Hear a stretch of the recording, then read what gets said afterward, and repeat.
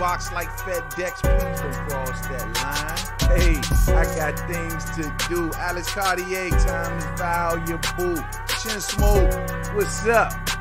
Hey, no time fucking with you. Let's go. Yeah, we about to do this shit. You hear me? We freestyle a little bit. You a motherfucker. Hey, you getting it in the drought. They don't know what you about. Man, they trying to figure me out. Hey, I say I'm getting it in the drought. They don't know what it's about. They trying to figure me out.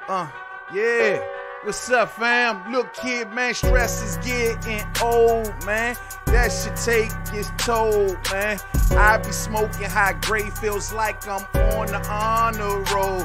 Hey, what's up, fight fans? What's going on out there, man? It is the homie, main man, made man in the building. Y'all know how I get down. We talking boxing. We made it, man. I'm late, but I'm here. It's all love. I'm here. I'm a little bit late, but I am here. And that is all that matters, man. And once again, as always, it is an honor and a pleasure to be here with all of the boxing fans. Tonight, it is Wednesday night, so y'all know what that means. It's our time now, all day. You know what I'm saying? Man, I'm a little late, man. I'm running behind. I'm on my CP time tonight, man. Hey, brother got tied up. I don't know what to tell you, you know what I'm saying? But I'm here. So everybody enjoy it for what it is, man. I hope everybody out there had a stress-free day. You know what I'm saying?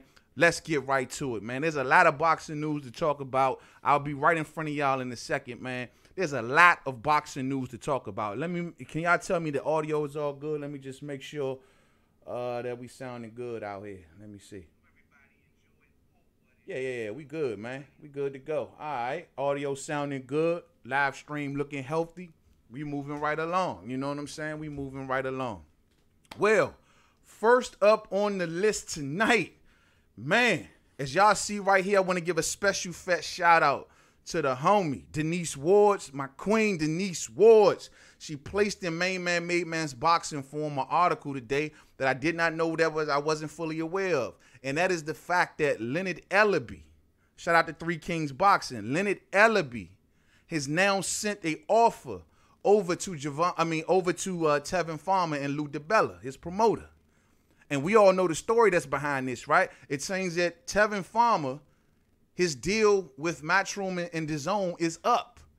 He is basically at this moment a free agent.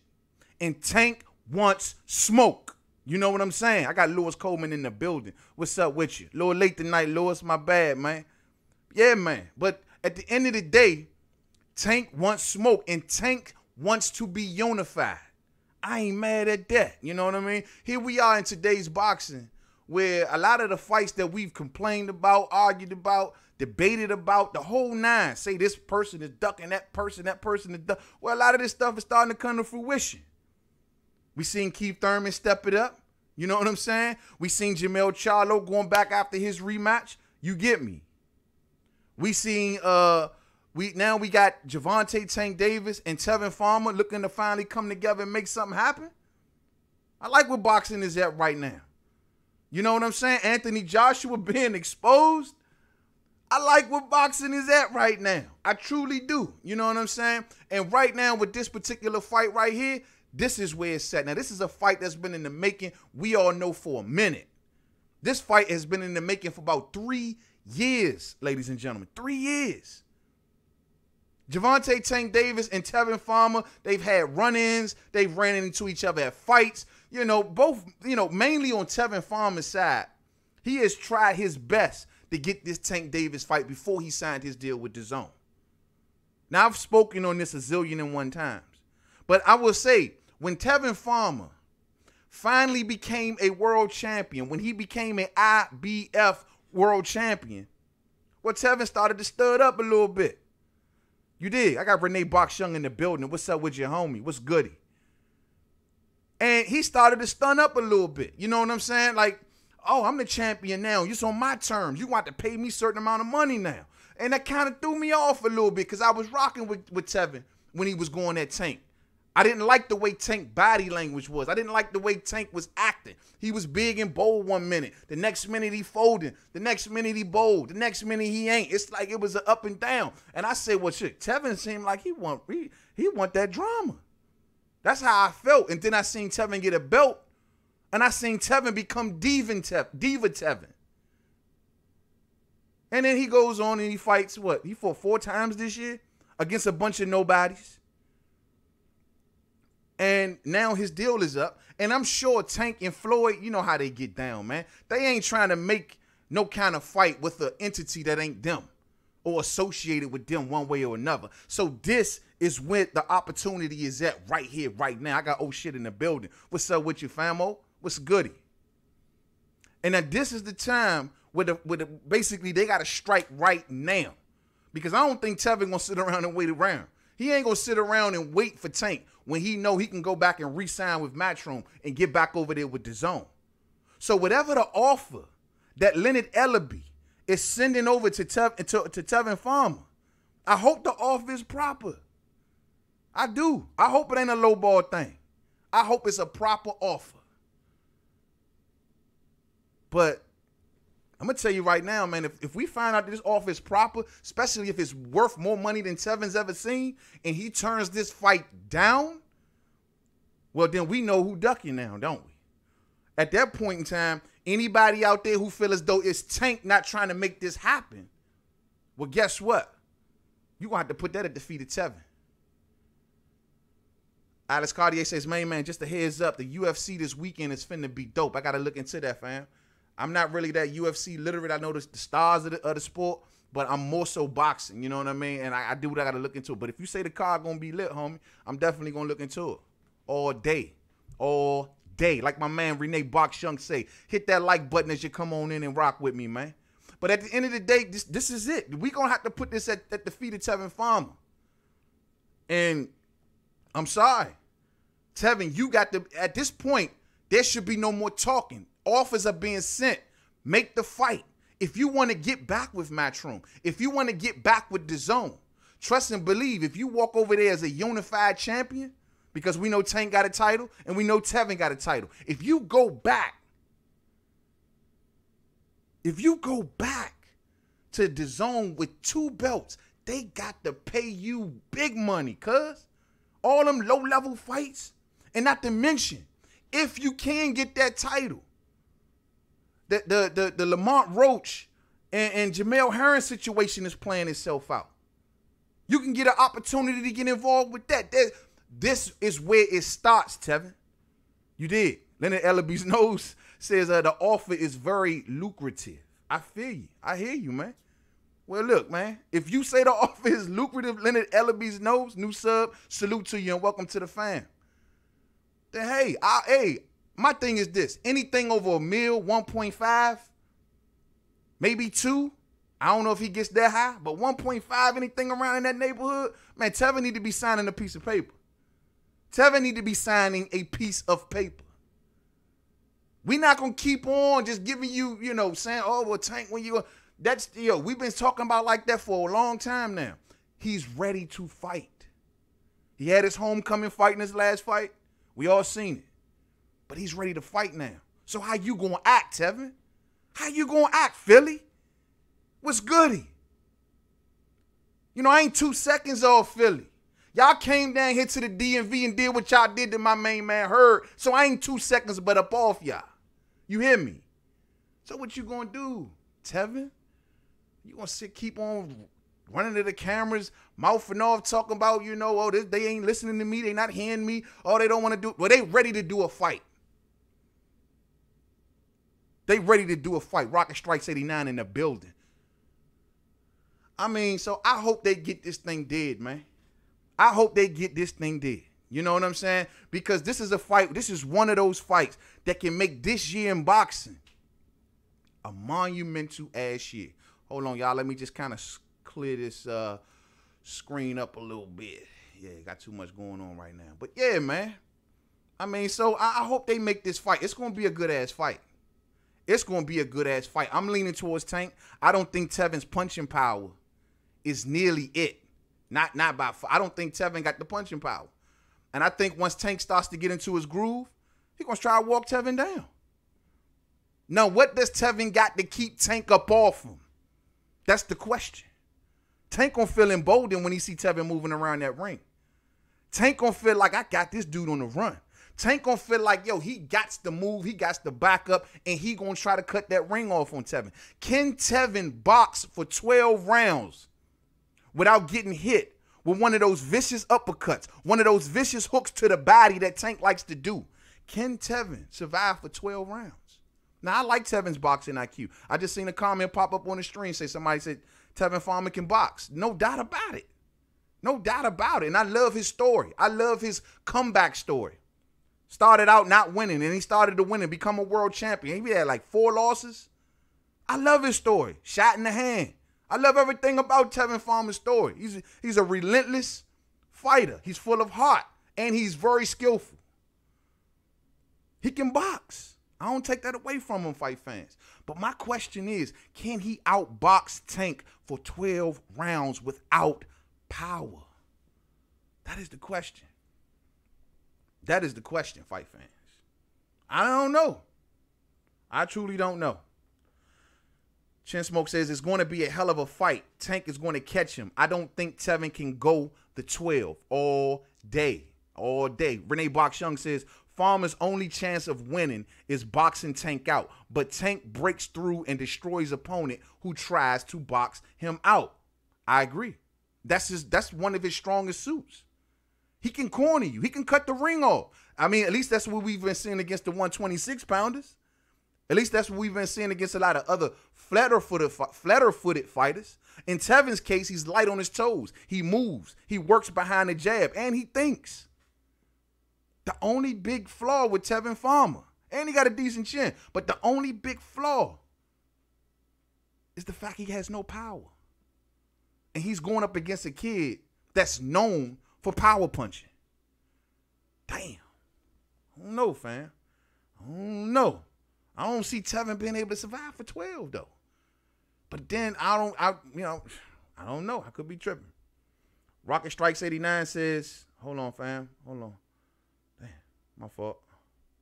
Rocket Strikes 89 says, well, hold up, man. Tevin pulled up on Tank, and Tank curried Tevin and told him to get the strap. Tevin got the strap. He pulled up on Tank. Hold on. He pulled up on Tank, and again, Holmes, yeah, he did. I don't deny that, bro. I don't deny it. Look, you will never hear me sit here and say that Tevin Farmer didn't want this fight. The point I'm making is when Tevin didn't have the belt, he was much more humble.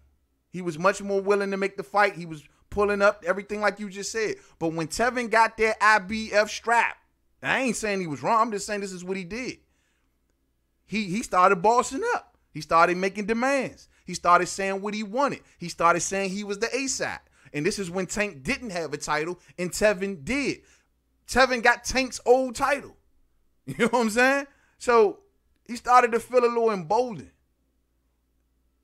And I can't be mad at that. I mean, Tank put him through the ringer prior to him becoming a world champion. So I get where you coming from with that.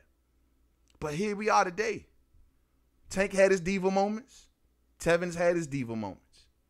It's time to fight. Y'all both had your moments. It's time to fight. Tank has been bringing up these 126-pounders, getting the win, convincing the public. Tevin has been over there fighting bum after bum after bum, convincing the public. The fight is baked. Let's make it happen. Major unification fight that can go down at 130 pounds. And then that'll be a sending money. We got to see, man. Dundada says, who defense is better? Good question. I will honestly say, that's a hard measure to say on Tank. Tank got actually pretty decent defense, but he ain't been in there with a live enough guy for me to say, yeah, I got a really good measure on it. Now, Tevin is a mover. Tevin moves his head. Tevin moves his feet. Tevin is never going to stand right there in front of you. Tevin is always looking to move to an angle. I will honestly say, if I had to judge it off today, I'd say maybe Tevin has the better defense, but I believe Tank has the definite better offense. I will say that. You know what I mean? I would definitely say that. I mean, that's just how it is. Let's see. Lewis Coleman says Tevin may box and hold if Tank gets frustrated. Will he be able to control himself? No. And he gonna have to hold. If Tank get on that inside and start work, Tevin's power. He's a good sturdy dude. But I'm sorry, man. Tank get on that inside, start hitting him with them uppercuts and hooks to the body, man. He better move. He better hold. He better survive. He just better not stand right there in front of him. And I'm not expecting him to do so. He got a lot of tools in his toolbox. He got a good jab. He got great foot movement. You know what I mean? Good boxing IQ. And he's been in wars. As for Tank, Tank has been in fights to me that he was supposed to win.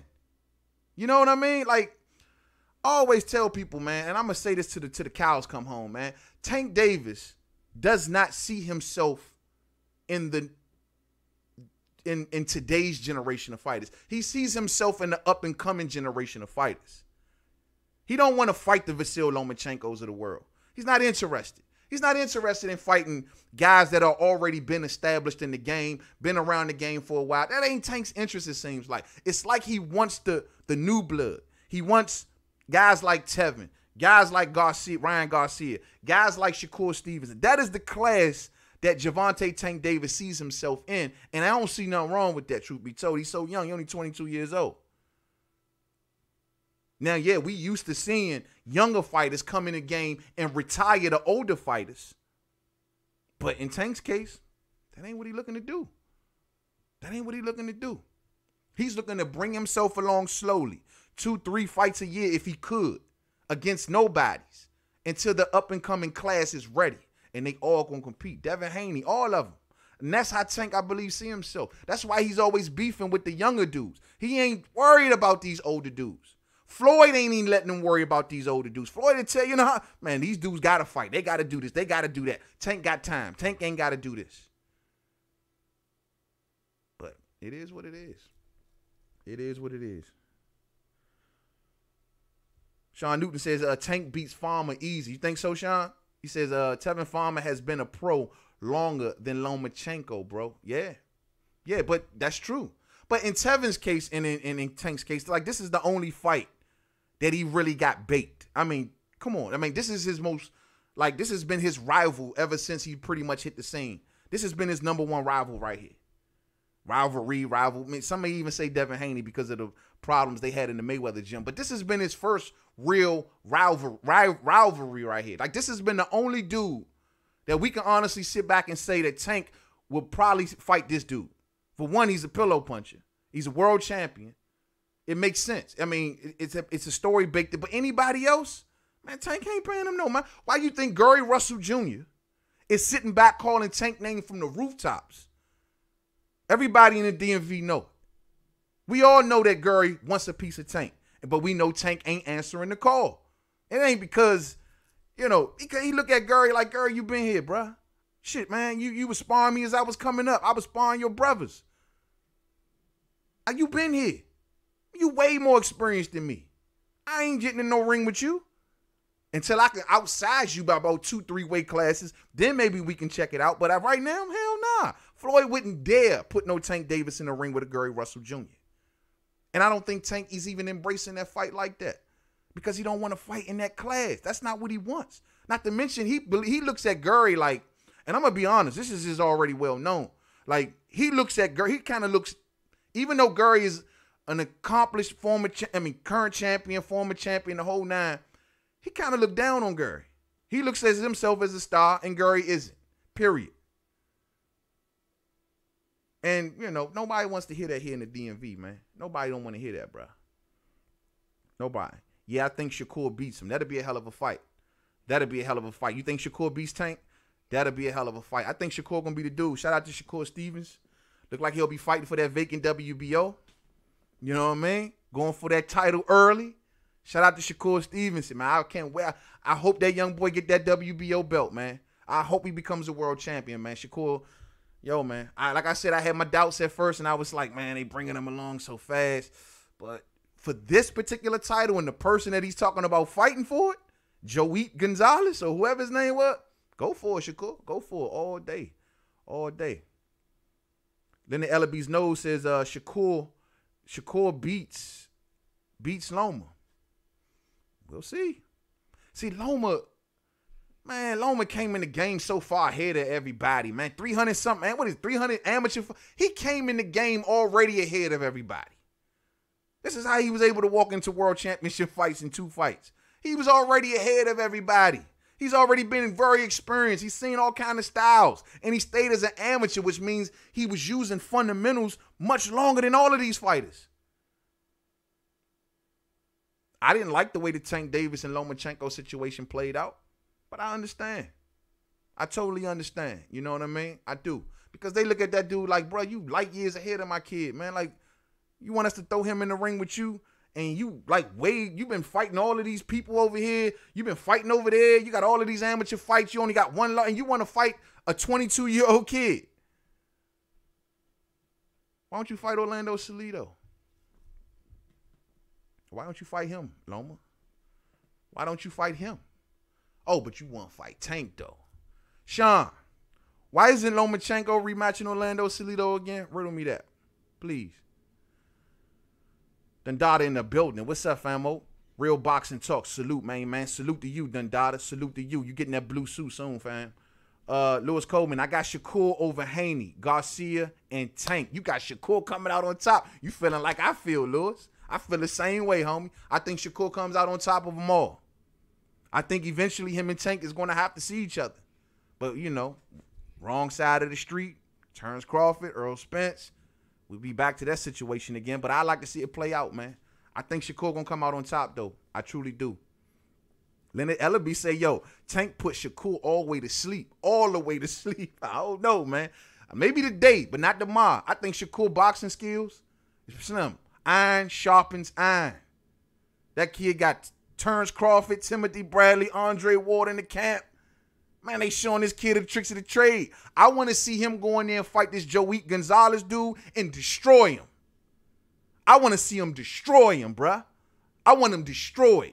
I want Shakur Stevenson to make an epic statement by winning this world title in this next fight.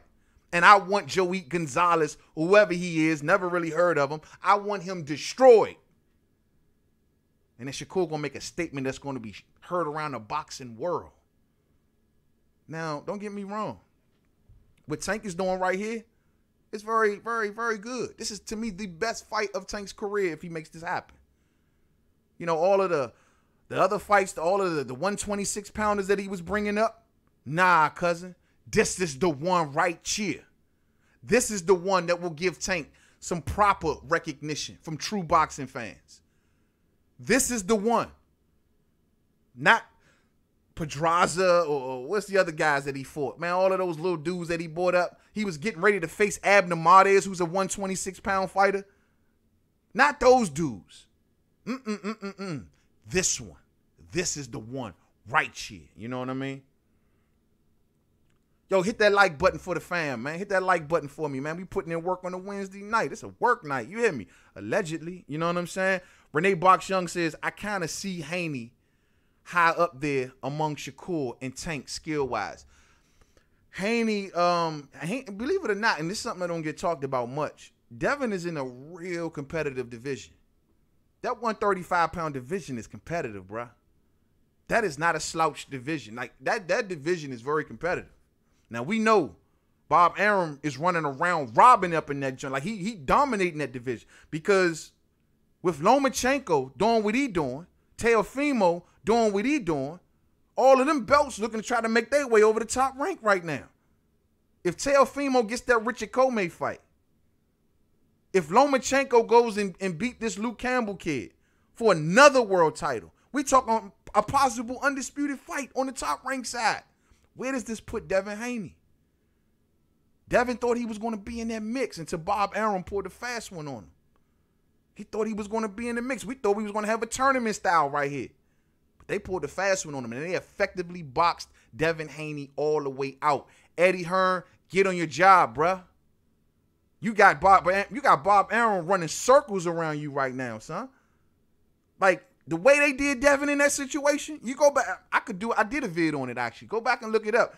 Bro, they boxed him all the way out. He signed with Eddie and just knew he was on his way to a title shot. Until Bob got in the mix and effectively, through the crap that he pulled, which I'm still in amazement by, You did. You can't get Terrence Crawford, barely nobody with a pulse.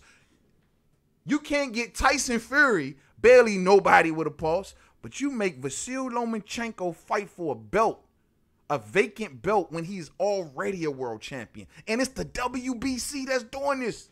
Oh, we making a special exception for Vasyl Lomachenko.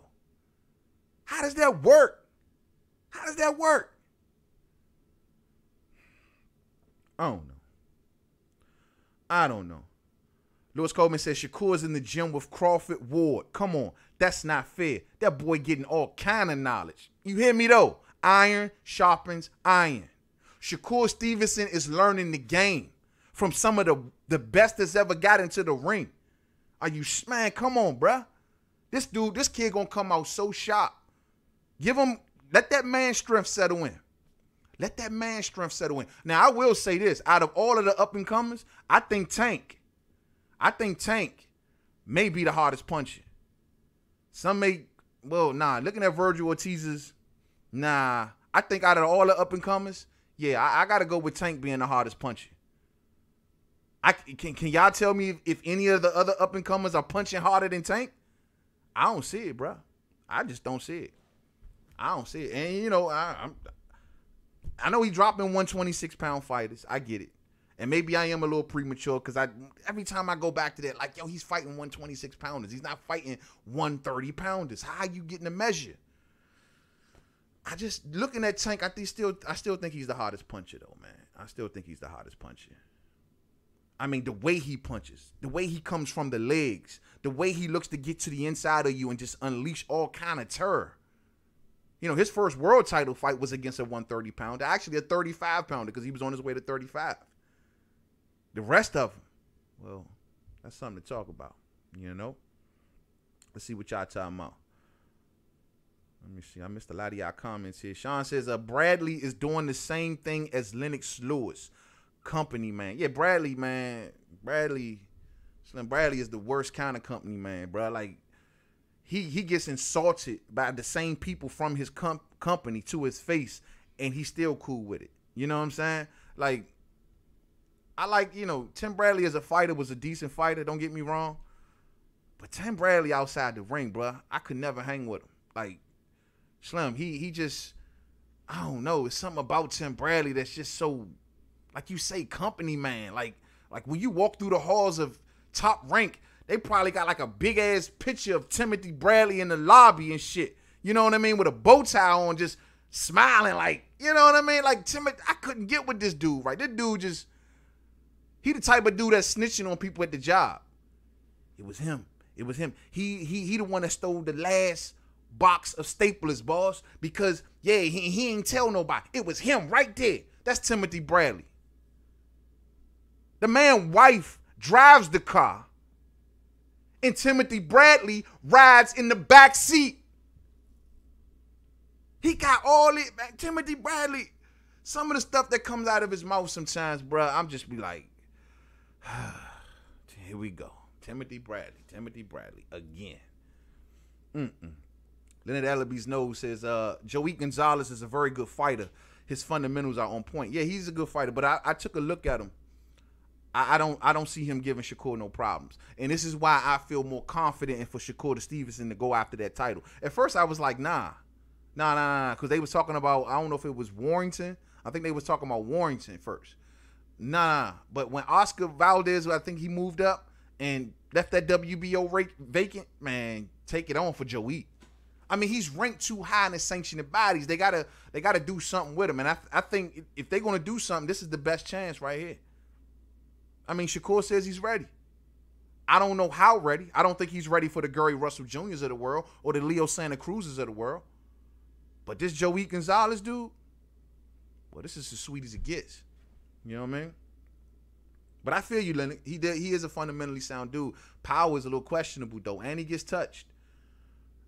Triple J says, Comey beats the last version we seen of Teo. Only as good as your last fight. Real talk. But everybody also has an off night, you know? I come back in that next performance and dominate. Like nothing ever happened in the last fight, too. It can happen that way. Richard Comey ain't no ain't no slouch by far. By far. And Virgil did look a little vulnerable in a couple moments in that last fight. I thought he was getting touched up a little too much for my liking. But I think Virgil, I mean, if he can get it did, they taking them titles over the Top Rank, man. 135 is going to be owned by Top Rank and ESPN. Trust and believe. You know what I'm saying? Triple J says Teo is a weight bully hiding out at 135. If Comey can take his shots, Teo gets rocked. Good point. Teo defense is a little iffy sometimes for me too, man. Very iffy. You know what I mean?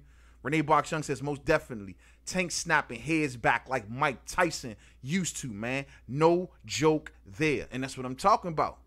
That's what I'm saying. How does Tevin be able to put up with? Tevin has never been in a ring with nobody that punches nearly as hard as Tank Davis. You feel me? Nobody. So Tank also, Big Doe says, so Tank also destroyed Pedraza, but Loma struggled with him to a decision. Real talk. He did. But we got to do full disclosure on that though, Big Dose. He was coming fresh off surgery. I mean, that's just a fact. He was that was after the surgery, right? He was coming off surgery.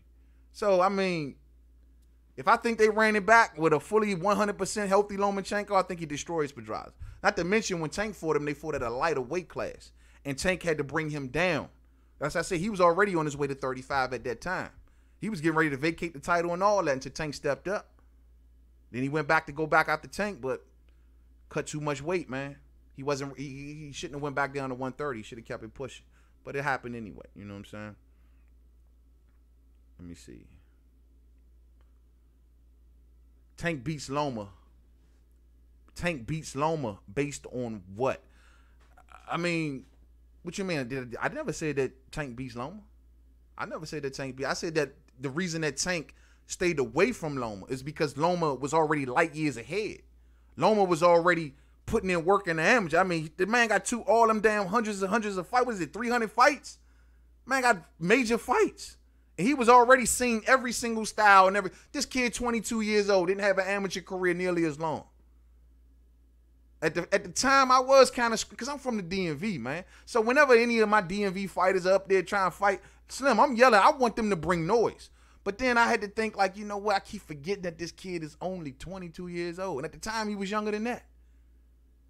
I keep forgetting that.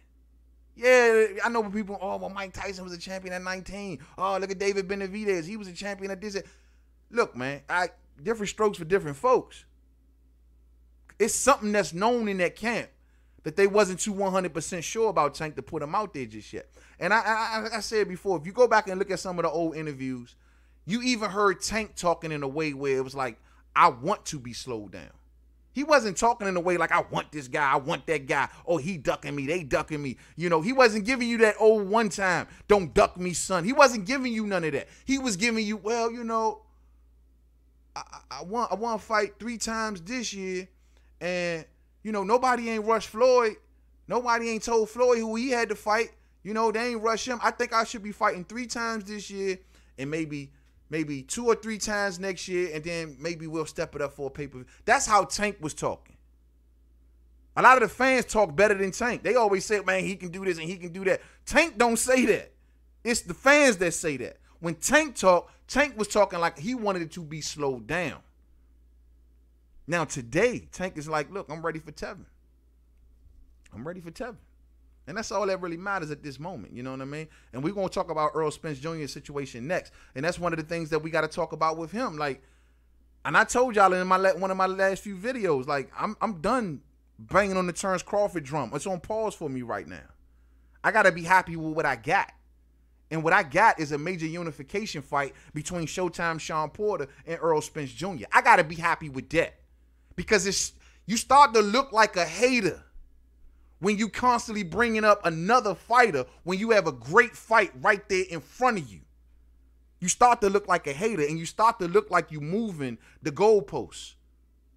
So we got to focus. And I'm being 100. And y'all know I got nothing but love for T-Bug. Y'all know that. But we can't, that's not right. Earl is now in a major, major fight. We got to give him time to get through this. It's only but the right thing to do. They've been ducking this man too long. And it's the same way with this situation. I can go back down memory lane and tell you who ducking who and this person should have fought at that. Oh, yeah, but Tank, he pulled up on you. Oh, Tank, he called up Floyd. And Floyd like, you ain't talking to me with no shirt on. You know, I can go through all of that. But the fact of the matter is, on August 14th at 10:37 p.m. Eastern Standard Time, they trying to make a fight. So I'm going to chill. But trust and believe if this fight don't get made, expect wrath. You hear me? Shit. Bradley gets paid in chicken and biscuits. No bull, bro. Hey, your man is terrible, shawty. Terrible. Man, keep that dude away from me. That's all I can tell you, man. Terrible. He just looked like a snitch. Like, it was him, boss. It was him. He did it. Samuel Jackson and Django ass dude, man. You know what I mean? Big Doe says, so Tank also destroyed Pedraza, but I already read that one. All right, let's scroll on down the list a little bit before we change subjects, man, because we got to talk about Earl. And why Jefferson say Tim Bradley and the Popeye's chicken lady are brothers and sisters. I heard them saying that on Salute to the Trill Boxing Talk, man. I heard them talking about that over there, man. I was cracking up. Like, every time I be seeing Black of them do that, man, I be on the floor, cuz. You hear me? You know what I'm saying? Sean Newton says, Comey fights in a similar way that the Asian dude, only better. What was the Asian dude? That's the one that was juiced up, right? Oh, man. It's like right here, bro. I know who you talking about. The Asian dude was juiced up, man. He put Farmer through the ringer. And see, even in that fight, Farmer didn't get stopped. And that Asian dude was coming with, he was juiced to the gills, swinging up hard punches. I mean, hard punches. He couldn't get rid of. Tevin ain't going to go away easy. Tevin got a lot of heart, man. That's one thing I got to give him. He has a lot of heart. I mean, this is the same dude that pulled up on Tank. Hunt him down in fights like, what's up? Hunting down this promoter like, what's up? And then he just got fed up with it like, man, screw that. You know what I mean? I'm going to go fight these tomato cans. He ain't ready for no fight. Well, today, here we are. What you going to do, Tevin? What you going to do? Are you going to go for greatness? Go for a unification fight? Whatever the number is. If you get those two belts, whatever deal you sign, whether it be with Matchroom, PBC, ESPN, whoever, and trust and believe if you get those two belts, you'll have more than just Matchroom dialing your phone. Uncle Al might want to get a word in with you. Uncle Al might want to sit back and say, hold up. You beat my young boy Tank. You got his belt. You got two belts. You need to be over here. Come holler at me. That may go that way. I don't know. Either way, somebody got to see you, Tevin. Somebody got to see you, man. That's all I'm going to say. You know what I mean?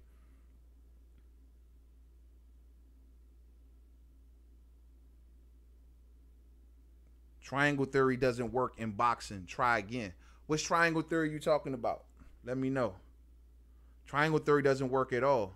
Agreed. Tell me what you talking about. Yo, y'all been commenting like crazy. So therefore he can't beat Loma. You saying that Tank can't beat Loma? Bro, I ain't gonna sit back and say that. Look, man, Loma lost to Orlando Salido, bro. Triple J. You don't want to bring that up though, right? He lost to Orlando Salido, a certified today bum. You know what I'm saying? Like I'm being 100. I think Tank would have destroyed Orlando Salido if they would have fought.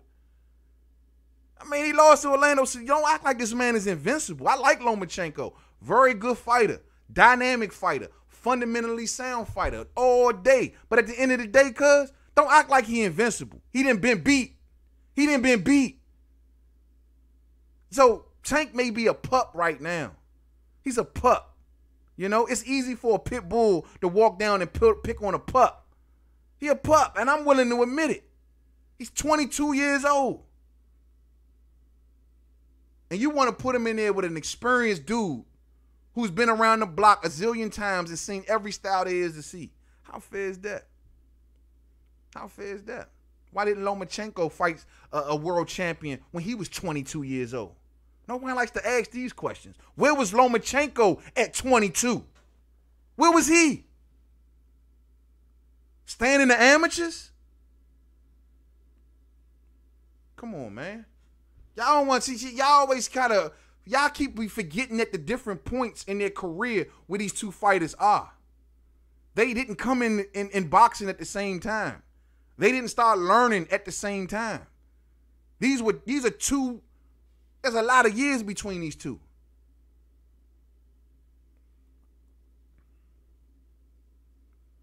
I ain't want to take up for Tank, but I'm just saying, man, we got to call it for what it is. Rocket Strikes 89 says, Tank being the harder puncher don't mean nothing. There was heavyweights who was sleeping Bammers in the caskets, but there was a few who exposed them power punches. Now, don't get me wrong. That ain't the only thing that Tank can do. It ain't just power. I say he has power. I'm not saying that's all that he has. He got more than just power in the arsenal now. Like I tried to tell you earlier, he can cut the ring off. His head movement is decent. I don't know how good it is on the super elite level because we ain't got that opponent yet. But at the end of the day, he still can do other things too now. He got to be pushed to that level. We ain't seen the best of Gervonta Tank Davis yet. Yet we have seen the best of, say, a Tevin Farmer or, say, of a Vasil Lomachenko. We've seen the best. We have yet to see the best of Gervonta Tank Davis yet. Remember that. Remember that. Yeah, Renee Box Young says, yeah, me too. Crawford can wait. What I love about Spence is that he is quiet, doesn't blab away, and means business all day. Renee Box Young, that's a perfect segue, sir, into the next situation. We'll come back to this Tevin Farmer and Tank thing, and we will definitely revisit Tevin Farmer versus Lomachenko. But at the end of the day, we got to keep in mind, yo, these fighters are at different places in their career, man. And I will still and I'm still hunting for the comment of somebody putting in the comment section, where was Lomachenko at 22? Where was he doing? Was he a world champion at 22? Or was he in the amateurs? What was he doing? Nobody don't like to answer that question. Where was he? What was he doing? Riddle me that.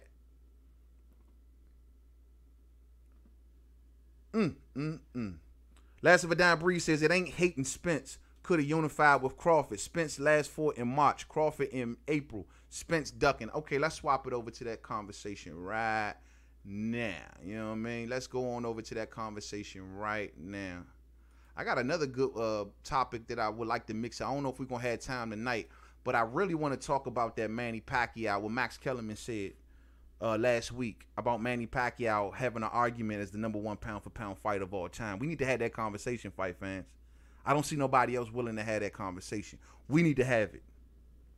I got a problem with that. I ain't gonna say I got a problem with that, but we need to do some comparisons around this sumbitch. Like, if you're gonna say that Manny Pacquiao, we got to get to this in a second. Give me 1 minute. If you're gonna say that Manny Pacquiao is the #1 possible all-time pound-for-pound fighter, then we need to compare him to the guy who was already established as such, and that is Sugar Ray Robinson. Now, some people may say Floyd. I seen Floyd put on his Instagram the list that BoxRec put out there, but we need to have a conversation. I don't know if we're going to have time tonight. This is a whole vid on its own. We need to sit back and do a serious evaluation of Sugar Ray Robinson and Manny Pacquiao. Manny Pacquiao, 8 division champion, beating bigger men. Allegedly 8 division. Allegedly. I'm going to leave that alone. But beating bigger men. Doing a lot of things. Good fighting style. All the whole. Sugar Ray Robinson, same thing. He didn't conquer 8 divisions, but where did he come from? What? Lightweight to light heavyweight? He didn't win it at light heavyweight, though. But he went from what? Lightweight to light heavyweight, I believe. They created the pound-for-pound rankings because of Sugar Ray Robinson. Pound-for-pound never existed. They made it for him because he was beating every damn body. They wanted to get him more recognition. Now, when we do have this conversation, remember, fight fans, what the definition of pound-for-pound is. And that is, if all of these fighters were in the same weight class, or if they all were heavyweights, who would come out on top? And so for you to say Manny Pacquiao, Max Kellerman, is #1 because he's an 8 division champion, he just beat Keith Thurman. Well, guess what? Main man, we'll have that conversation. Stay tuned, fight fans. Stay tuned. Let's move on. Let me read some comments for a second. Hold on. Let me see. Leonard Ellaby knows says, put some respect on Tank name, man. He is a bigger star in boxing, future pay-per-view star, Ronnie Boy Fresh. I got Ronnie Boy Fresh in the building. What's up, famo? What's goody? Farmer versus JoJo Diaz next, fire all day. I love that fight, homie. Hey, that fight right there would be lit. That would be lit. But JoJo Diaz, it was somebody else. I just did a video about this, bro. Somebody else just called, was it Oscar Valdez? I think it was. They called out JoJo Diaz because he's going up in weight.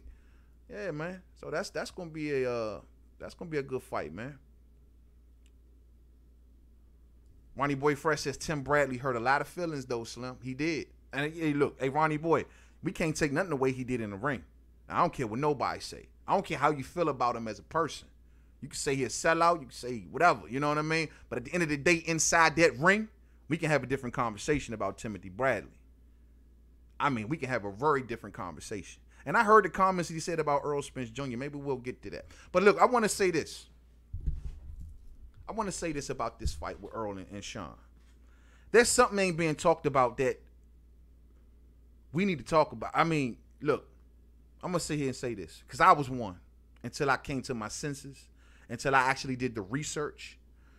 The fact of the matter is this. I ain't letting this go away, and he needs his vindication if he does the right thing. And that is the fact that I ain't forgot that there was a lot of people, critics, judges, whoever, media, whatever you want to call yourself. There was a lot of people out here accusing Errol Spence Jr. for a long time of being on PEDs. Oh, he didn't want to enroll in the clean boxer program. He dropped out of the WBC rank. According to Mauricio Suleiman, my fault. According to Mauricio Suleiman, he dropped out of the WBC rankings because he didn't want to join the clean boxer program. Well, he is now fighting the WBC champion. If Errol Spence Jr. joins, which he's supposed to by law, if he joins the WBC clean boxer program, beats Sean Porter, and comes out this fight clean, it's going to be a lot of y'all that owe this man some apology first and foremost. And you need to be out here on blast with the light dead in your face like, I want to apologize. There's a lot of y'all. Like I told you before, I'm not going to sit here and act like I didn't even bring it up once or twice. Until, like I said to sit down and say, you know what? Screw listening to all these uploaders. I'm going to sit down and do the research my damn self. That way I can come to my answer, and I can come to my answer on solid foundation, knowing that what I'm saying is right. And so I did a long-ass video. It's up on here, still in my archives. And I did every step of the way of what happened, even the Tim Bradley situation. And I reached the conclusion that I did not find Errol Spence Jr. to be a dirty fighter. But there's still some out there that do. And if he passes this whole fight without testing dirty, joining the clean boxer program, and then becomes a unified champion, it's his day in the sun. He deserves it. And everybody who made that accusation need to be apologizing, getting on your channel, and gaining your credibility back. Real shit. That's all I'm saying. There's a lot of people, more than you know, that are hoping that Errol loses so their theory can be complete in their mind. Or their theory can be, I told you so. My conclusion that I reached, the reason that Errol Spence Jr. left the WBC was to pursue the IBF. When he got into the IBF and he fought Kell Brook, he did VADA testing. Paid for it as well. VADA testing, as well as UCAD testing. He was never enrolled in the WBC clean boxer program. Never. There was some people who thought that he was a few months ago. He wasn't. Never was enrolled. But he has passed VADA. This time, this kills it all. He's going to have to be enrolled. He's got to. You cannot fight for a WBC belt without being enrolled in the WBC clean boxer program. That's the law. That's the law. Ain't no TUEs. I don't want to hear nothing what y'all got to say. Give him his credit. I'm one of Errol Spence Jr.'s biggest critics. I go to war with his people all the time. But I'm willing to sit here and tell y'all, man, if this kid passes and he beats the crap out of Sean Porter, well, guess what? Respect needs to be given. You know what I mean? Real talk. Sean says, it's funny people are upset with Bradley, but side with Lennox Lewis. Both are company men. I don't deny that either. Lennox Lewis has his company man too. I don't deny that. Yeah, PBC puppet right now, but it is what it is. You know what I'm saying? Hey, I ain't gonna sit here and fake for you, act like it ain't true. That's some real talk. Big Dose says, hey, Ronnie Boy Fresh, he hurt feelings when Crawford himself said that Earl ain't ducking him. Crawford said that himself. He did say that. Earl ain't ducking him.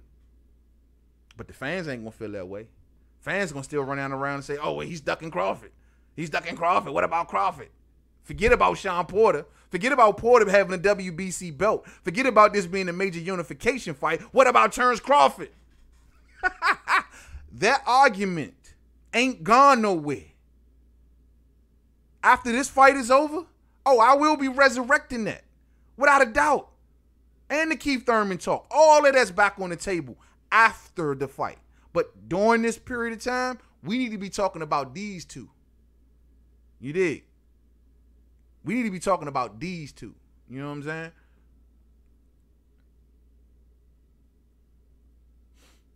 saying? Ronnie Boy Fresh says only Fox, Showtime are allowed to be company men. Y'all calling these fighters straight up company men, man. Yeah, man. Yeah, man. Ronnie Boy Fresh says Twitter Davis is acting like Loma is invincible. I mean, like I said, bro, he just don't want to be involved in that class, man. He wants to fight these young boys, man. He wants to fight the young boys. Renee Box Young says, lost to Salido. Facts. Let's always remind these Lomachenko fans that that's who he lost to. Don't misunderstand me, though. I think Lomachenko is a hell of a fighter. But we ain't going to act like he invincible out this joint. That's something we ain't going to do. And that's what y'all like to do out here. Y'all like to act like this dude ain't never been beat. You know what I'm saying? Nah, bruh. Nah, Loma was getting paid in the amateurs. Yeah. Lost One says, hey, main man, I really want to see Crawford and Brook. What do you think of that fight? I love that fight. When I hear the words come from Top Rank talking about we don't got the money, and they not trying to give him the money that he asking for, man, that is lame, Joe. That is straight lame. You hear me? I mean, lame. Brook came across the water. Came by itself. No Eddie Hearn. No entourage. Speaking of entourage, Sugar Ray Robinson was the first boxer to make the entourage popular. Manny Pacquiao. We're going to have that conversation. But at the end of the day, you know what I mean? Like I say, he ain't, we're not going to do that. You know, he ain't come with no entourage. You know, he came by himself. He got into it with Crawford's sister. The sister cussed him out, called him all kind of names. Talking about, you can't see my brother. He going to do this to you. He going to do that to you. But then they don't want to put him in the ring with that man. What's up with my man, Kell Brook, man? I just seen an article earlier. I think it was earlier today or yesterday sometime. Amir Khan out here talking trash. Brook is broken. He's slurring his words and all of this other jazz he out here talking about. What? But he still want smoke with you, though, Khan. You want to go and fight little Billy Dibb. But you don't want to give Brook no smoke. See, this the shit I be talking about, man. Man, it's to the point with me when I talk about Kell Brook, man, it kind of pisses me off a little bit because this has been the story of Kell Brook's career, but nobody don't like to tell this story. This has been the story of that man's career, but no one tells it. Everyone's like, oh, he didn't do this, he didn't do that. No, these fighters don't be jumping in the ring with Kell Brook. They don't. They never have. It was hell to get Keith Thurman in the ring back in the day. Sean ain't want no rematch. Oh, I didn't want to get back into the IBF rankings because, they took me out the rankings and I told him I'd never fight. Whatever, cuz. Danny, no smoke. You know what I'm saying? Floyd, no smoke. Manny, no smoke. Man, I go up to middleweight to face Triple G. I don't even want to get into that, but it just pisses me off, dog. Like, everybody be like, man, what? Nah, man. It's like, yo, y'all don't be telling that man's story the right way, Joe. And it's sad, man. It's sad, man. Leonard Ellaby's nose says Loma is a hype job. Great white hype. If he was a minority, he would not be getting this much pound for pound praise. Hey, Leonard Ellaby's nose. I told you earlier.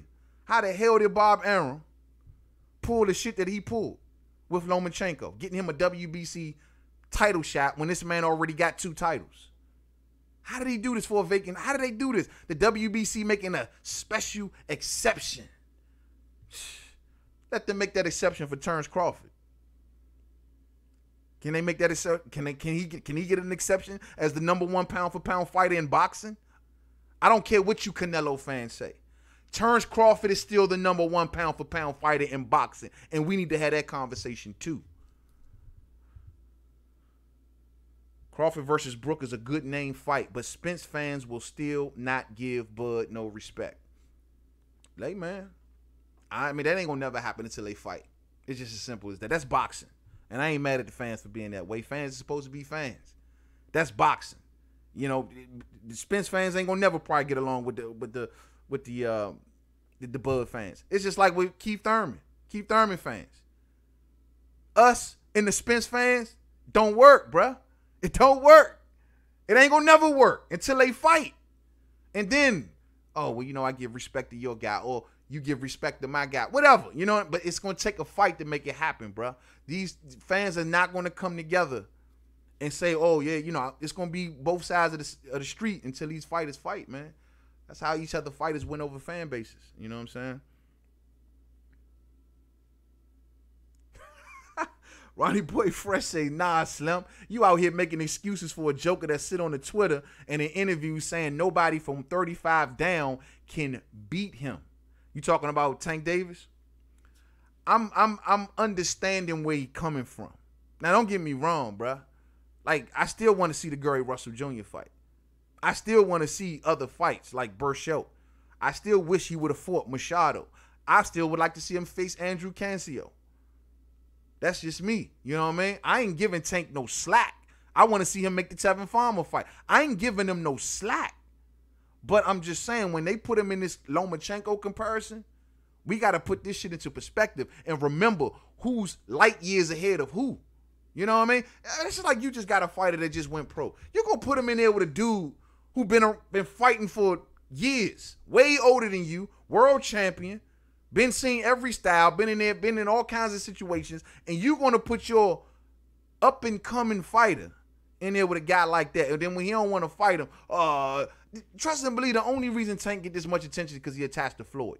If Floyd wasn't in the picture, none of these dudes would be clamoring to fight him, period. They know the recognition that comes with fighting Tank because Floyd's going to be there. Floyd going to hype the fight up. They only want to fight Tank because Floyd today. That's it. But if Tank was by himself, if Tank was just a fighter that fought under Lou DiBella, you think they'd be tripping off Tank? Nah, it's because Floyd built him into what he is, and they want to capitalize off that. That's all it is, bro. They want to catch him now and not at 25, 26, 27. They'd rather catch him at 22. What Loma, like 31? Oh, they want to catch him at 22. Oh, man.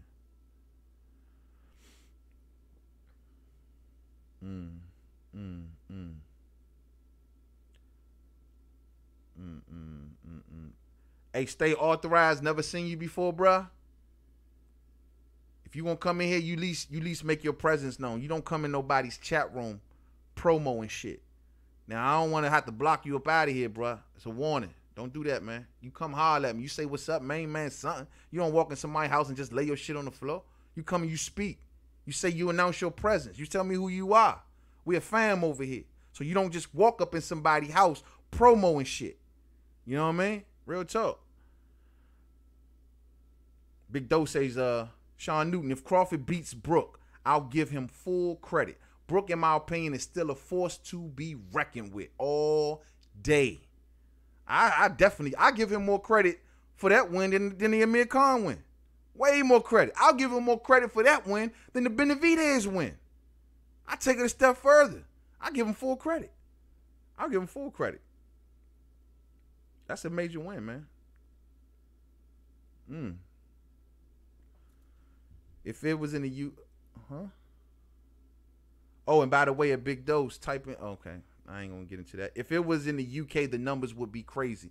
Numbers probably will be crazy. But this is Eddie Hearn dropping the ball again. How did he not make that happen? You know, we ain't gonna make this a Kell Brook vid, but yo, man, like Eddie Hearn the way he guided Kell Brook, man, he guided him into oblivion, bruh.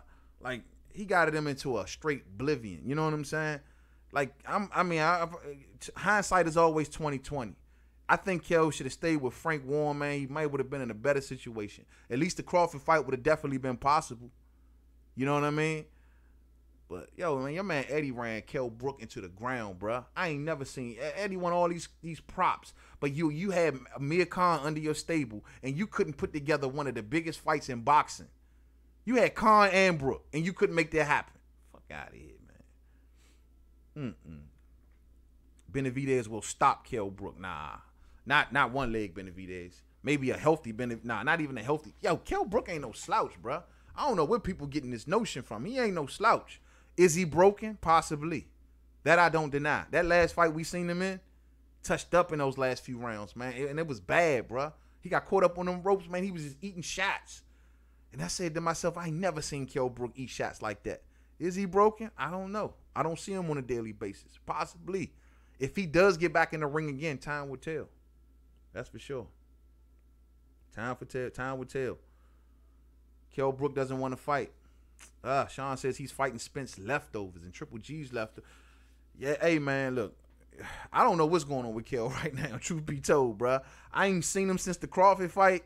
You know, I don't know what's up with Kell Brook, man. I don't know if he's still fighting. You know, he had an opportunity where he could have pursued the Jaime Munguia fight. Didn't pursue that. You know, Jaime Munguia is now fighting a bum. How does a lot of the Mexicans going to fit? You know, that's another thing I wanted to bring up. Like, Mexican Independence Week and Cinco de Mayo, you know, Mexican Independence Day or week or whatever, and Cinco de Mayo, those have always been special dates for boxing too. You know, of course, they're Mexican holidays, but those have been special boxing holidays, if you will, right? But those were always dates that I thought had good fights. Yo, I understand Canelo can't make the party, but does that mean you got to throw Jaime Munguia and Ryan Garcia in there with people we never heard of before? Like, for real? The date ain't more important than that? I understand this is a hype thing going on, but y'all got these two fighting nobodies. This is just a showcase thing. It's not even competitive, I don't think. I would have, if they could have at least threw Dennis Hogan back in there with Jaime Munguia. Because I thought Dennis Hogan gave him a run for his money, damn near beat him. Man, they could do better for this holiday, man. That's all I'm saying, Joe. Like, when Floyd took the dates, he gave us big fights. Canelo, he gives us big fights. But then Oscar want to throw Jaime Munguia and Ryan Garcia on there to fight people we never heard of before. What? Man, you ruining the dates, bruh. Oscar, man, you better get it together, Slim. For real. I got Monty Brown TV in the building. Everybody who hear the sound of my voice, you go and subscribe to the homie Monty Brown TV. That is fan right there. That is a real boxing mind. Real talk, man. Go check out Monty Brown. What's up, homie? You know what I'm saying? I'm going to have Monty up on here real soon because we got a lot to talk about. Crawford needs a PBC fight with Thurman. Step in there with him. Crawford needs a PBC fight with Thurman. Step in there with him. Well, the deal is, we already talked about that, though, man. And some people try to come to me and say, oh, well, Bob Arum, I don't think Bob Arum likes Keith Thurman for whatever reason. But some people try to come to me and say, oh, Bob Arum sent Keith Thurman an offer. What? I ain't see nothing like that. I ain't hear nothing about it. Maybe if he did, then it must have been something that Keith wasn't entertaining. But from what I've heard from Bob Arum say about Keith Thurman, he's dragged his name through the mud. He's talked a bunch of shit about him. When I hear Terrence Crawford, he don't speak highly about Keith Thurman. They don't do that. Well, on that top rank side, it's though they don't look at Thurman like they'll take Danny, they'll take Earl, you know what I mean? But when it come to Keith, for some odd reason, they never embrace Keith for what he is. They never have. I think Keith took that as some sort of way. Pacquiao gave him the fight when he came on the PBC's out, but he did wouldn't entertain it over there. You know, I wish they could do something like that. I want to, you know, we always, and this is something that the fight fans never talk about for whatever reason. We always give Earl the business when it comes to Terrence Crawford. I've said this 1,000 times. The actual history is between Crawford and Danny Garcia. They the ones with the history. They the ones that are 1-1 in the amateurs. They the ones that got a tie to break. They the ones that were competitors coming up, training in the same locker rooms and trying to out-jump rope each other, trying to out-speed bag each other. Yeah, I done hit it more times than you. Yeah, what you got? What you got? You ain't seeing me, cuz. Like, they the ones that were competitors. But we laid this at the feet of Errol Spence Jr. Mainly because Terrence is so good, you know what I'm saying? But technically, that's where all the smoke should be at, you know what I mean? Let's see. How old is Crawford now exactly, says Lost One. I think Crawford's, what, 32? Crawford up there, man. Crawford ain't getting no young. He's not a spring chicken, man. Not by far. He ain't no spring chicken. Let me see. My man Rocket Strikes 89 says, Sean Newton, I got Porter beating Spence. And if he does, he will have all the clout temporarily. Rocket Strikes 89, I ain't know you felt that way, homie. You got Porter winning? Oh, snap. Bro, you the first person that I've seen have Porter winning. I ain't seen nobody yet. I'm still trying to come to a way that Porter can pull that thing out, bro. You the first person that says, salute to you. Salute to you. Monty says, I agree. I said Danny should have took the fight all day. They the one with the history. You know what I mean? Like, Earl just got inherited it by default because Crawford is so good and people perceive Earl to be so good. But truth be told, it should be Danny. You know what I mean? Turn should get Danny out the way. But they sent Danny an offer, or allegedly sent them an offer, or text them an offer, or talk to his daddy, try to go through Angel Garcia, sent them an offer. It got reported it was like $3 million or something like that, and Danny just kind of laughed at it. You know what I mean? Danny ain't never won it with Bud, man. Danny ain't never won it with Bud. Never. You know what I mean? Let's see. Bud is 2 years older than Spence. Yeah, they about in that same category, bro. They about in that same category. Dundada says Danny boy got T-Bud Crawford too hot to fight. Oh, Danny's dad had got T-Bud Crawford too hot to fight. Oh, when he called him nappy headed and all that other shit, all that racist shit he started saying. You might be right. You know what I mean? You don't have to be a champion to make a great fight. You don't. You don't. And Danny knows this. Sometimes rivalry can sell everything. When you got a rivalry, you know what I mean? Like, these two go way back to the amateurs. They've been mouthing off at each other in the media for years. You know what I mean? When you got that kind of thing baked in, bro, this shit happen. Actually, Bob Arum should be out on there talking about we want Danny. Let Earl do what Earl doing. Earl busy right now. You know what I mean? He got a unification fight to worry about. You need to be out on the microphone calling out Danny, because I ain't heard Danny announce a fight. I ain't heard Danny say he fight nobody. Why ain't Bob out here talking about Danny? Danny claiming like he want to get in there with Earl now, but yo, why don't you get in there with Bud? I'm sorry, man. I'm sorry. Lewis Coleman say, Monty Brown, you hoping Keith Thurman will fight Crawford so your coward hype job Earl won't get destroyed. Hey, you think Monty trying to tie him up so Keith won't get next to Earl? You know, we know your tricks, Earl. All you Errol Spence Jr. fans, we know your tricks. We know your tricks. You know what I mean? Yeah, man. Oh, yeah. My homie, Boxing Logic. What's up, man? You're not keeping it real. I've picked Porter from the get-go, and you know that. He ain't alone all day. I forgot my man Boxing Logic United did tell me that he believes Sean Porter gonna win. Boy, so it's two.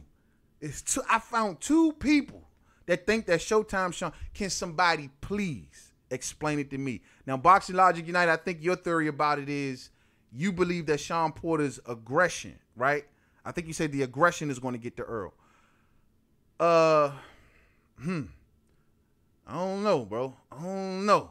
Can somebody, how does Porter win? I'm trying to, when I do my prediction video and I do a style battle, I'm going to break this thing down. Eventually, I'm going to come to a conclusion. I got to figure out a way, if I got to say that if Sean, because the way I always do my breakdowns, I'll say, well, if this fight is going to win, this is what he has to do. If this fight is going to win, this is what he has to do. It's just that my list on the Sean Porter side, it's like not much, bro. Like, I don't know what he can do. I don't think he can move Earl. I don't think, as far as strength, Sean is strong. Sean a big dude on the low. He's strong. I mean, look, he fought Usyk in the amateurs, for crying out loud. He a big dude, former football player. But Earl is so solid, and I keep going back to the Ugas fight. I keep going back to the Ugas fight. And I'm saying to myself, if Sean couldn't barely move Ugas, how the hell he gonna move Earl? These are the questions that I wrestle with in my head, man. You hear me? Monty says, Lewis Coleman, stop it. Earl will go after Pacquiao if he beats Porter, so that leaves Crawford open for another big fight. Well, at least, Monty, I can at least say you keeping it 100. You're telling everybody that Earl will not face Terrence Crawford next. He's going to go after Manny Pacquiao. Now, here, my deal with that, Monty, is Pacquiao don't want it, bruh. Y'all trying to give Earl a fight that Pacquiao don't want, man. Pacquiao, if he wanted to fight Earl, man, look, man, he would have let it be known. I understand what they saying at the press conference. They're talking like it's a sure thing that the winner of that fight gets Manny Pacquiao next. Man, Manny gonna do what Manny gonna do. Truth be told, Earl need to block Manny out. If Manny fight, cool. If not, whatever. You dig? Earl need to be worried about making his own lane. Manny ain't this thing Manny just stretching his legacy a little. It'd be nice if he got to fight. It'd be nice if any of them got to fight. But they need not to be thinking about that. They need to be thinking about their own path and fighting each other. That's what I think. You know what I mean? That's what I think. But I don't think Manny really won it, man. I think that body language in the ring that night, man, Manny got in that joint like, shit. He looking at Earl like, man, no, I did not come in here for you. I just came to see if Mikey was going to win. Now that Mikey did not win, I have no reason to be here. Where's Jerry Jones? Is Jerry Jones around? I like the stadium. Can I come back and fight? He wasn't thinking about no Earl, homie. He was there for Mikey. He was hoping Mikey won. That's the only reason he was there. And the asked Jerry, can he use the stadium again? But I don't think he was there for Earl. I don't think Earl need to worry about fighting the rest of these cats, man. I mean, don't keep making yourself look vulnerable like that to Manny, man, because, you know, just say, look, I tried. He ain't want to fight me. I'm moving on. Manny will be out of the sport in probably 2 more fights. Who knows? You know what I mean? So I want Earl to create his own lane, bro. Hit that like button for the fam, man. Like my homie just said, man. Hit that like button for me, man. You dig? Rocket Strikes 89 says, main man, I believe Spence is going to underestimate Porter's skills. Spence think that Porter is just a dirty football player, but Porter can really outbox, and his will, pressure, and stamina will prevail. That was awesome, Rocket Strikes 89. Cool. Very articulate. You broke that down very well, homie. I hear you. Will, pressure, and stamina. So you think he has more stamina than Earl? Now, I rarely see Sean really like breathing hard and getting tired, but I also rarely see Earl breathing hard and getting tired. You think Sean's work rate would outlast Earl's? I mean, Sean does a lot. He exerts a lot of energy in that ring, man. He does, but he's smart. He's smart, man. Sean is a hell of a good fighter, man. He's just a terrible dresser. You know what I'm saying? What was up with that fat ass tie he had on at the press conference, man? I say, damn, boy, if he sneeze or if he cough, man, that tie knot gonna start choking his throat or something, man. That joint was big as a mug. Reverend Port up in this joint. You know what I mean? Monty says, boxing logic, not on this planet. Sean's only chance to have a bit of success is to fight Earl how Maidana fought Floyd in the first fight, and that won't be enough. So you want him to go in there and be a Tasmanian devil, just swinging a bunch of punches, hoping to put that aggression on him and pin him up against the ropes.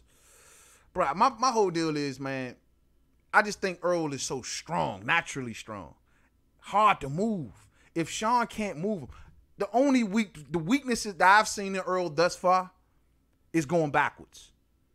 You know what I mean? When Kell was pushing him back, Earl wasn't the same fighter, man. And I don't know if Sean could push him back. I truly don't. But that to me, from what I see from the opening, like just off the top of my head, I think Sean will have to find a way to get Earl on the back foot. Will Sean's aggression, power, strength be able to put Earl on the back foot? On the inside, I don't know if he win the inside game. But can he put Earl on the back foot like Brook once did? That I don't know. Because he couldn't do it to Ugas. You're only as good as your last fight, like somebody told me earlier, right? I'm just saying he couldn't do it to Ugas. It's hard to believe that he could do that to Earl. I'm not saying he can't, though. I'm wondering, man. I'm wondering. Last of a Dime Breeze says, main man, how does Spence win? We don't know. If he got a chin, we don't know if he can handle constant pressure. Spence is unknown, and I'm not sold on him. I'm with you, bro. And see, I'm glad you said that, Famo. I'm glad you said that, Last of a Dime Breeze, because that is the absolute purpose of what I'm talking about this for. All answers should be answered after this fight. I've said it 100 times. You know what I mean? After this fight, there should be no more questions.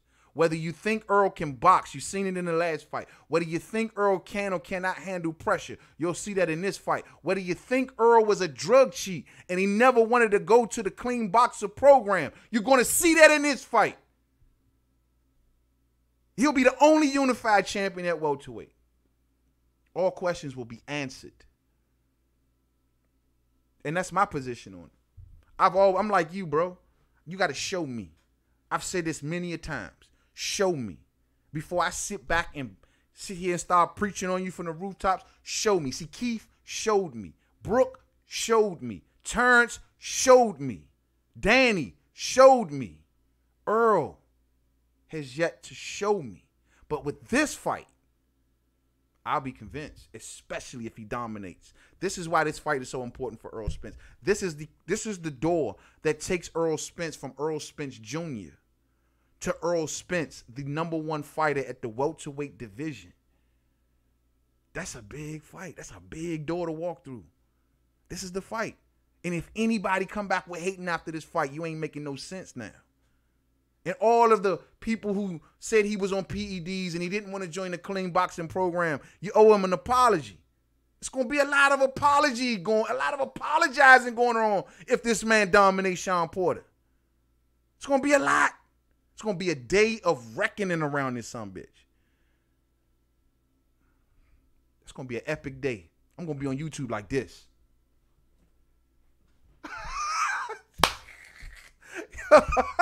I'm going to be on YouTube like this. I'm going to be in comments saying, remember when you said that he was a dirty fighter? Remember when you said he couldn't handle That's how I'm going to be. Until the fight's over. And then I'm going to start talking up to Keith Thurman and turns Bud Crawford talk again. Ain't that right, Monty? Boxing Logics United says he boxed Ugas. He is going to fight Earl. Plain and simple. Great comment, homie. I agree with that 100%. It's going to be two different type of fights. At least if Shawn is smart, he'll make it two different types of fights. He can't fight Earl. I don't think he can outbox Earl. I don't think Shawn Porter's boxing ability is even that good. I think it's all right. It'll get him through a couple rounds. But to a supreme boxer, he'll get his face boxed off. But his aggression. People call him a dirty fighter. I don't like his headbutts. I don't like his knees. I don't like his drop kicks. I don't like none of that stuff, man. I love it. And I'm going to say it again. I love it. This is fight game, bro. I love it. You do what you do to win. You make a fighter uncomfortable. You don't sit in there and do what he wants you to do. You don't sit in there and do what's so fundamentally sound all the time. Sometimes you can, instead of being a boxer, like my man Boxing Logics United just said, instead of just being a boxer, you got to be a fighter. There's a difference. We went over that last live stream. Big Doe says if Earl said if Pac doesn't work out, then he'll go after Crawford. You know, cool. I don't think Earl is sweated. He ain't sweated this time around, did he? Remember when Pacquiao went in the ring and he didn't give him a fight? He ain't sweaty like Shawn was good. Me and Shawn will get it on then. It is what it is. You know, Keith was already serving him up for a big fight. Y'all don't want to believe me, though, but he was. You know? So, I mean, Manny ain't determining nothing no more, man. Yeah, they got to get out of this habit of looking at Manny and Floyd and what are they going to do and what are we like they had their time and it was a great time. A great time. But at the end of the day, they had their time. Make your own lane. Don't worry about their lane. Their lane is done. They doing whatever they want to do. They just earning money. Their legacy is sealed at this point. Well, what Manny just did just added another star on his legacy, but for the most part, it's sealed. He ain't got much fights left. Don't worry about him. If he come, cool. But you don't need Manny to be validated as the top dude at welterweight. You don't need him. If he beat Shawn, he beat Brooke, he beat Lil Mike. Lil Mike don't count. But he beat Brooke, he beat Shawn, he beat Lamont. Those are the fights you want to keep doing. Get Danny out the way. Get Keith. Get Shawn. I mean, get Terrence. Don't worry about Manny. You get those dudes, Manny will be an afterthought. That's how they need to worry, man. For real. For real, man. If Porter beats Earl, laughing emojis. I know that's right, Lewis. Boxing Logic says Sean is the fittest welterweight in the game. Fittest? Like in time? I don't know, man. Earl, man. I don't see Earl getting tired, bro. And he don't even miss his weight. Sean had to cut a braid to make weight last fight. Like he had to cut his hair to make. I've never seen Earl had to cut nothing on his head. I ain't never seen Earl to take off no strip down to his ass. None of that shit. You know what I mean? Like he always came and made weight comfortably and looks chiseled while he does it. Doesn't get tired. Like I mean, bruh, that's an argument. That's subjective. That's a good one, man. Triple J says, you're not beating Spence, having him jab and dictate the distance and pace. You have to apply pressure. But let me ask you this, Triple J.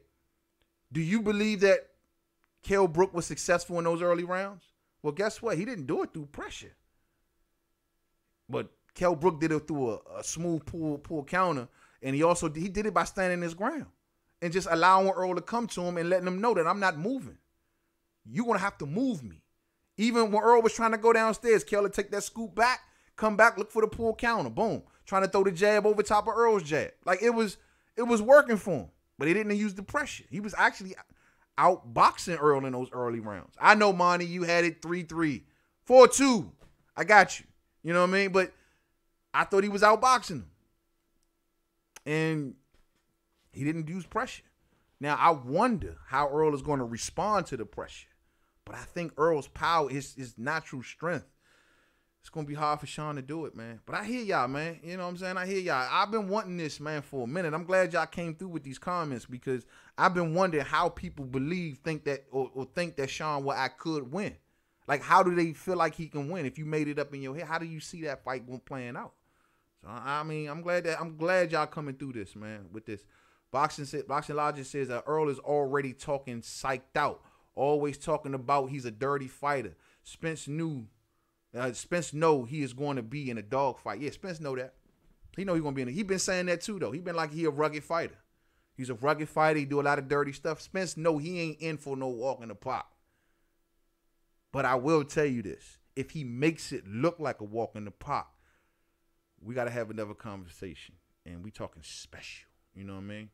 We talking special.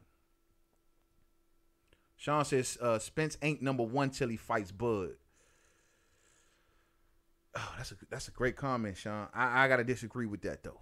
That's a great comment though. But Bud number one pound for pound in my eyes. Granted, but if Errol Spence takes the title off Sean Porter, he's the only unified welterweight. How could you not put him as the number one dude? And he's the only unified welterweight. You know what I mean? I don't include Manny Pacquiao. He's a legend. I said that when Keith was number one. But if the man is the only unified welterweight and he beat Sean Porter, and Sean is coming off two of the best back-to-back wins of his career against Ugas and Danny Garcia. If he beat, I gotta give it to him. Bud's work at welterweight is against Jeff Horn and Benavidez. You know what I mean? Though I think it'll be a hell of a fight between Bud and Spence, the fact of the matter is, and it ain't got nothing to do with Bud, but he just ain't put the work in. This is the same argument that I used to give for Spence. See, people be like, man, you got to be consistent. I'm consistent as hell with this shit, bruh. Bud got to put the work in. Benavidez and Jeff Horn does not surpass a Lamont Peterson, Kell Brook, and a Sean Porter. It just doesn't. No matter how you slice it or look at it. You know what I mean? It just doesn't. It just doesn't. It was 3-3 going into the 6th. Earl versus Brook. I already know, Mo. Already know. All right.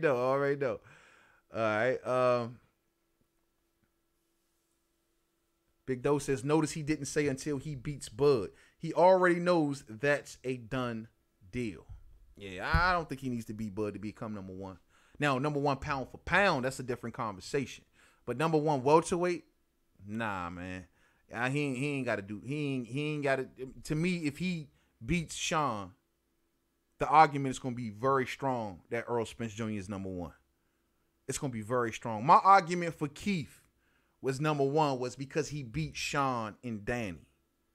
You feel me? And if this dude beat Sean and he got killed, bro, like, we got to make this make some sense. And I got to stay consistent with it. I can't sit back just because it's Errol and we all feel some sort of way about Errol that we can't give him his rightful place. That ain't going to happen. I'm fair. You dig? I'll just call it the way it is. A lot of people don't like to agree with it, but it is what it is. And at the end of the day, I got to give him credit where credit is due.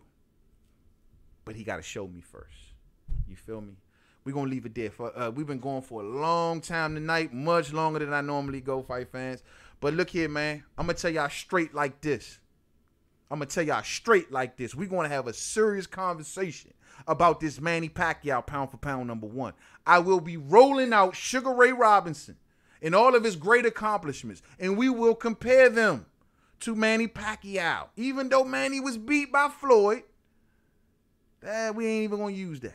We're going to use Sugar Ray Robinson. Max Kellerman said that Manny Pacquiao has an argument for number one pound for pound of all time, which means you are taking it away from Sugar Ray Robinson.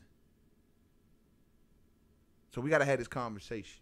And we're going to put Manny on this side of the screen, and we're going to put Sugar Ray Robinson on this side of the screen.